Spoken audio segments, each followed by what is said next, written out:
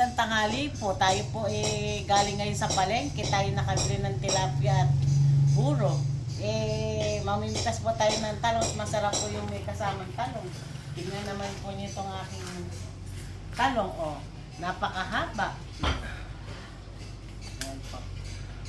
Meron pa po. Oh. Hindi na. Ayan pa po yung talong. Paisa-isa lang po tayong mamitas araw-araw. Kasi po yung pag pinitas natin lahat hindi naman maganda yung i-stock natin. Hindi yung sariwa. Basta't magluluto ka lang yung mamimitas ka lang.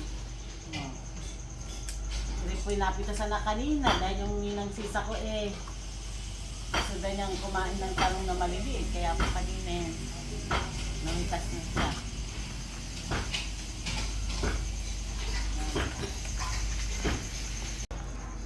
Heri na po yung napitas natin Ayan. Meron pa palang naiwan na isa doon. Tama na po siguro rin.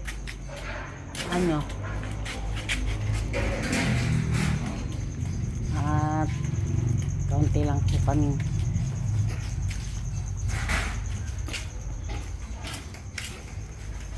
Ayan po. Gisahin na po natin na rin ating burong nabili. Lalagyan po natin ng bawang sibuyas. Ayan po. Kailangan po may kamatis para masarap po yung luto. Disidisin po natin kamatis. At kaya rin, ito pong ating pritong tilapia. Ating pong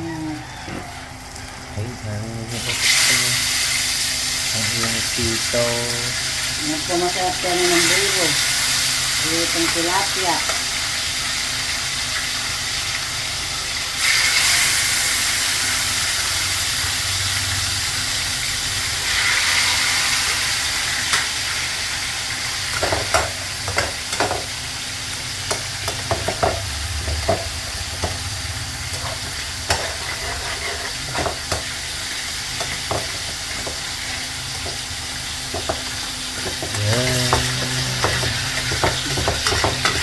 Pag narigisa po ganyan yung kamatis, ilalagay na po natin yung buro. Ito napakasarap na sausawan. Ito po nabibili lang dyan sa palengke. Hipon po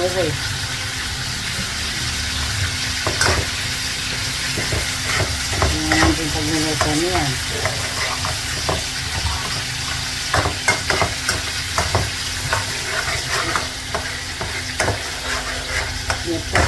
Paborito ko ng mga Kapampangan, Malakenyo, yan po yung mga kumakain yan. Medicina, yan po yung mga kumakain yung burong ganiri.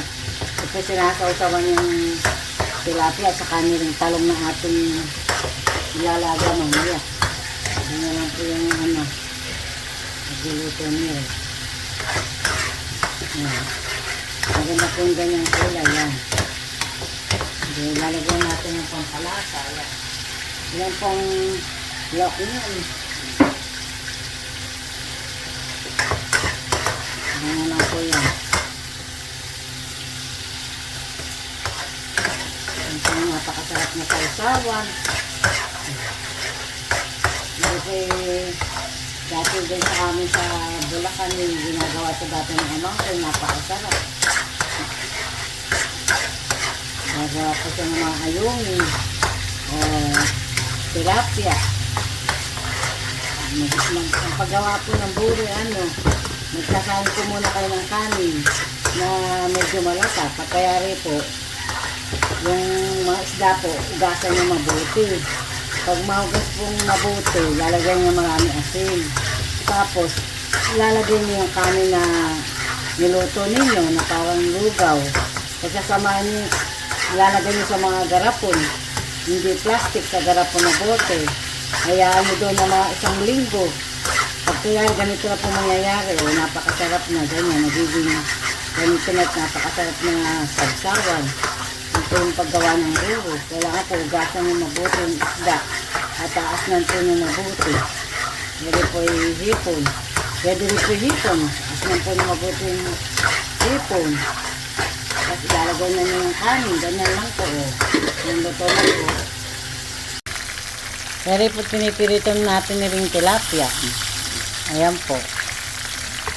Ang ganda po rin gano'n rin yung kawali. Kita naman ninyo, hindi siya dumidikit.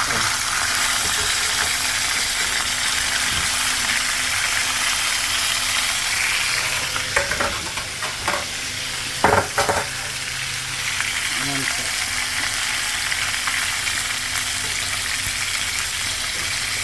Magandang pagpirituhan.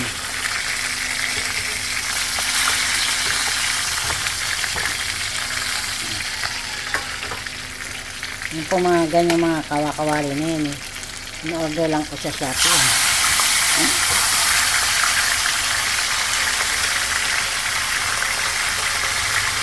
Magandang gamitin at matagal naman masira. Kasi pag yan yung kakayuri yung mga ilalim ng steel wool. Hindi agad masira yan. Ito yung pampirita ko ng isda yan. Ano na po, tingnan naman po yung napakasarap ng ating nalutong tagilaw. Ayan po, masarap po yung may kamatis at ganyan po itsura. Yung kulay orange, so masarap ang kainin. Ito pong ating talang yung ilalaga pa natin. At ganito daw, hindi pare-parehas ng gusto ng ulam. Ayan. Ayan po, luto na yung ating nanghalian. Kain na po tayo. Ayan na po yung ating naluto na pritong tilapia at yung masarap na sawsawan na tagilaw, nilagang talong at irang pinitong talong po at yung ating chicken fillet. Kain na po tayo.